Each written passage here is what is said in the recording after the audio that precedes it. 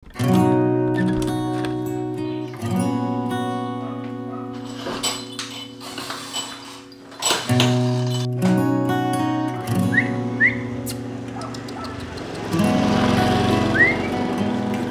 ako nagising kaya kung mapapansin ninyo, tahimik pa yung lugar namin.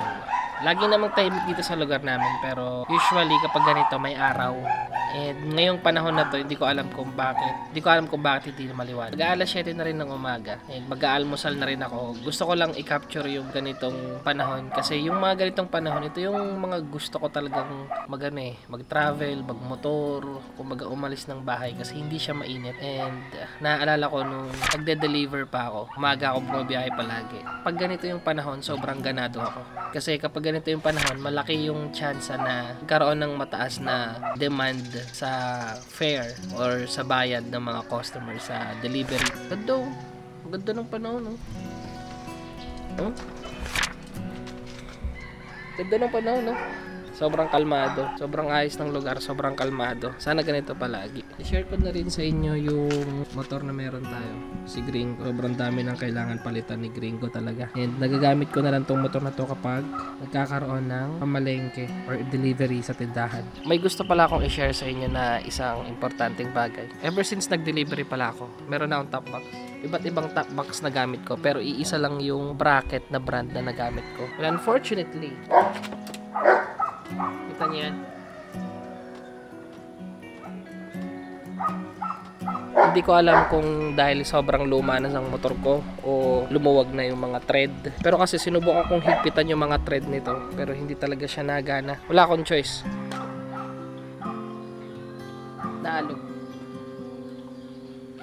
Hindi ako against sa brand kasi kilala ko yung may-ari nung bracket. Kilala ko kung sino yung owner, kilala ko kung sino yung CEO ng bracket na yun. And in-sponsoran niya ako way back parang 2 or 3 years ago. And yung nakakabit ngayon doon, in-sponsored sa akin yan ng Neura top box. Kaya shoutout sa Neura. So ayun lang naman yung side comment ko doon. Sana ma-address nila yung issue, especially sa Aerox. Kasi wala hindi lang ako yung nakaka-experience ng ganung klase ng issue sa Aerox. Pero ayun, sana ma-consider nilang maayos yung part na yun. Hindi ako against dun sa brand. I'm not into gagawa na lang ng video para, alam mo yun, ikasira ng brand. No, hindi tayo ganun. Marami na din sira si Gringo. And I know na kailangan na rin siyang ipaayos kasi may mga darating tayo na events, may mga darating tayo endurance na kailangan natin gamitin si Gringo. At syempre, sa mga nagtatanong din, ito yung CB650 natin na bibihira. Sobrang bihira gamitin. Ayun pwede na nga mag-drawing ng ano dyan yung heart.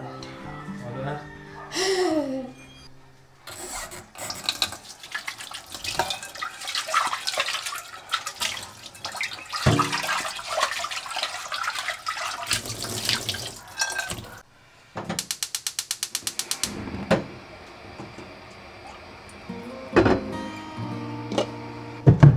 Since kakagising ko lang at wala pa gaano pagkain dito sa bahay, magluluto muna ako ng Nissin Ramen Seafood. Ito yung isa sa mga paborito ko na noodles, especially kapag umaga or may hangover, gano'n.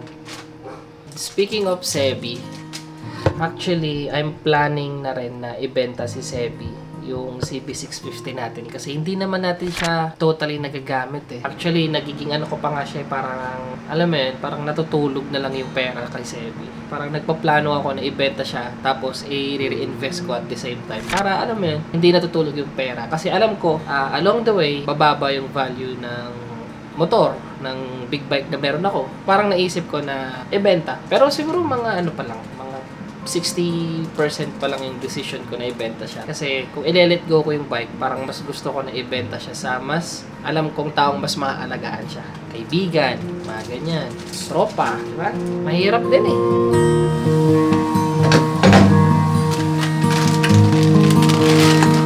Mahirap din kasi siya ibenta at gawa nga ng yun din yung pinakaunang big bike na meron ako.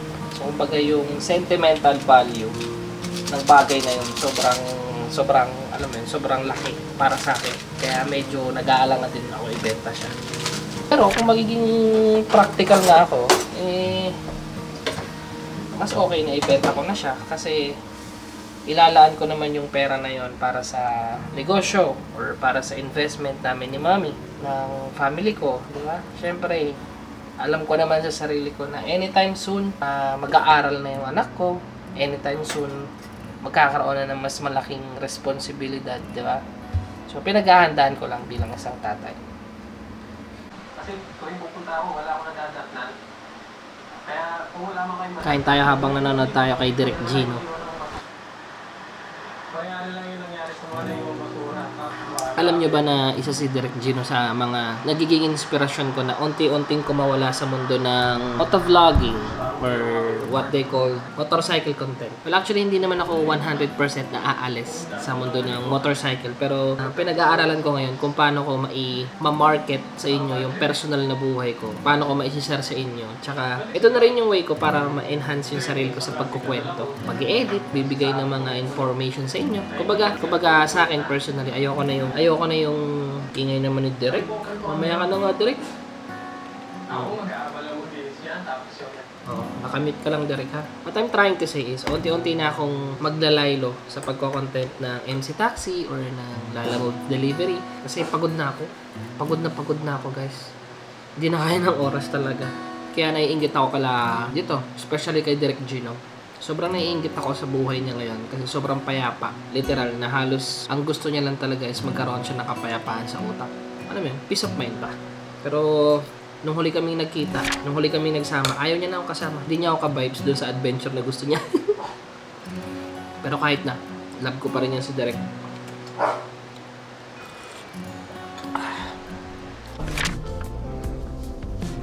Gitna ba?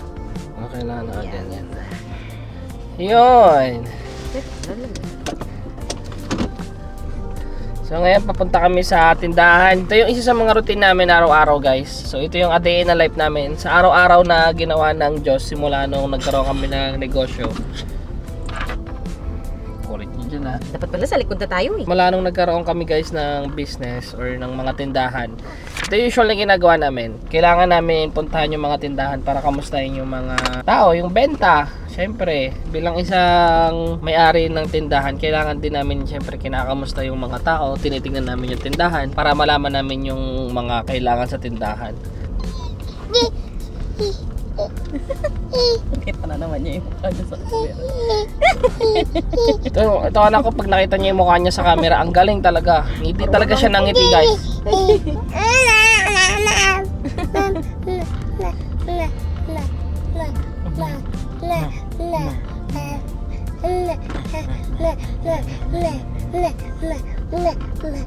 Tsaka hindi ko alam kung totoo ba yung sinasabi ng mga ibang negosyante. Kasi may mga negosyante na nagsasabi na magsimula ka ng negosyo kung saan ka nakatira or tumira ka kung saan ka nagne-negosyo. Parang ganun yung mga sinasabi nila. So sa akin, kung mapapansin niyo, nandito ako sa Marilao, Bulacan. Dito ako nagtayo ng mga tindahan natin kasi yung tindahan natin is malapit lang sa bahay. So yung tindahan natin na dalawang tindahan dito sa Bulacan, sa San Jose tsaka sa Marilao is sobrang lapit lang dito sa bahay. As in, paglabas mo dito sa subdivision, wala pang 2 minutes or wala pang 5 minutes. Nandun ka na sa tindahan.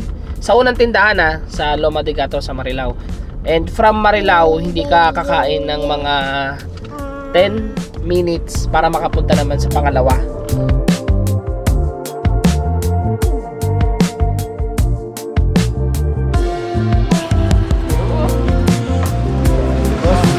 Ito yung unang branch namin dito sa may Marilao, Bulacan. Bali, ito yung pinakaunang tindahan na tinayo namin. Yung nagtitraining na tao na nakikita nyo dyan, yung naka-item, yung mabagal, siya yung tatao dun sa Pasig.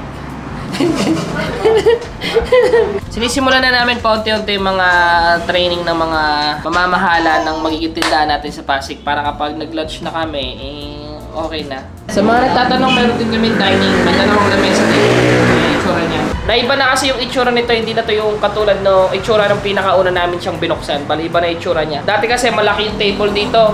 Problema, nagiging masikip. Kaya yung table na malalaki, nilagay namin sa kabila kasi mas malaki yung pwesto doon. Tapos yung mga lamesa at mga upuan dito, pinalitan namin.